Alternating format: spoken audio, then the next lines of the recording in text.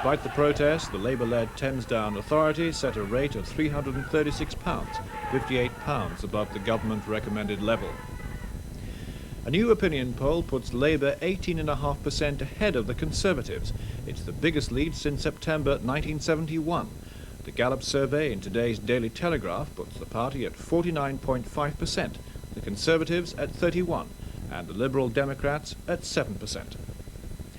Prescription charges are going up by 25p next month to £3.05, an increase of almost 9%. Government says the higher costs reflect rising prices for drugs and represent less than half the actual cost of an average prescription. It also says 3/4 of prescriptions will still be provided free of charge. That's it for now. ITN Morning News is at 5. Join us then if you can.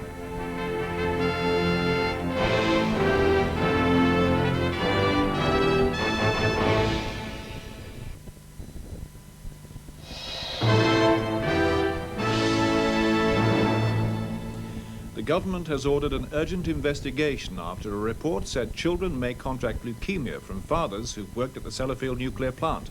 4 out of 5 children with the disease in the town of Seascale had fathers who worked there. Despite the protective clothing, workers at Sellafield receive small doses of radiation working in the plant. Research has now shown that high doses could damage their sperm, leading to leukemia in their children. The national average risk of childhood leukemia is about 1 in 2,000. The new figures show the risk rises to about 1 in 800 if your father worked at Sellafield, and to 1 in 200 if he received a high dose before starting a family. Other nuclear sites have also been shown to have leukemia clusters. The Scottish office said that similar research at Dounreay will be completed urgently. The Chancellor, Mr. John Major, has warned there's no prospect yet of an early cut in interest rates. In the Commons, he admitted many homeowners found mortgage repayments difficult and painful, but made clear his lack of enthusiasm for giving mortgage payers more tax relief. Earlier, Mr. Kinnock blamed Mrs. Thatcher for the rise in mortgage rates. Why can't the Prime Minister stop dodging the question and simply own up to the fact that the all-time record mortgage rises are due entirely to her economic policy? There are now some 3 million more people able to take out mortgages than there were in 1979, and many more than that who own their own homes. Thousands of white hardliners in South Africa have marched through Pretoria to protest against the release of the black nationalist leader, Mr. Nelson Mandela. They called President de Klerk a traitor to white South Africa. Organisers said it was the biggest pro-apartheid demonstration in 30 years. The Metropolitan Police are challenging key parts of an official report on the handling of the Wapping dispute 3 years ago. The report by the Police Complaints Authority says the scenes outside the News International building were surreal and that the police chain of command broke down. The Met said they profoundly rejected some of the criticism, but added that some lessons had been learned and acted upon. That's it for now. We'll have more news later.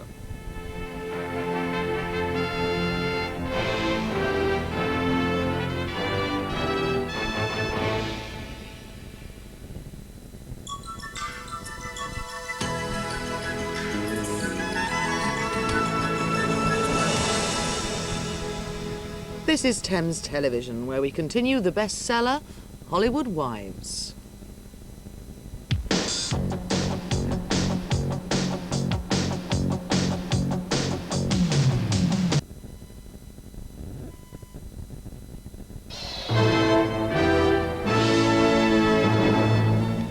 The United States has warned of a serious threat of terrorist attack in Europe, most likely this Sunday, the anniversary of the Iranian Revolution.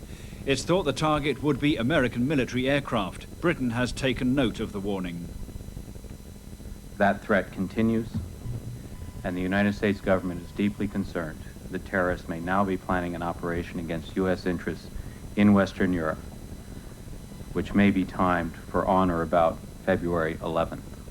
The State Department has not issued a travel advisory against Americans flying to or from Europe, but if further concrete evidence of a planned attack emerges, they will. In Northern Ireland, Army explosives experts defused a 600-pound bomb in a stolen car near Lurgan, County Armagh. The police said it was ready for use in a terrorist attack. And the Earl of Roden has been robbed of £1 million worth of antique silver and furniture. The Earl, who's 80, was tied to a chair at his home near Newcastle, County Down, by 4 masked men. Valuable oil paintings were damaged during the raid. The House of Lords has voted for continuing research on human embryos up to 14 days old. The majority in a free vote was 154. Supporters of a ban on research said the human embryo was sacrosanct. The Archbishop of York, Dr. Habgood, spoke in favour of allowing research under strict conditions. Weather forecasters say more gales are expected in Scotland this weekend and heavy rain in England and Wales again. Flooding is the main problem tonight. The River Severn has swamped some homes in Worcester and is expected to keep rising for the next 24 hours. And there's a red alert on the River Wye in Monmouth. In Maidenhead on the Thames, the water level could go higher. Many homes are without light or heat. Even so, some families managed to cook evening meals almost as if nothing was wrong. Engineers are working round the clock to restore the power. That's all from ITN for the moment. We're back later on in the night. Bye-bye.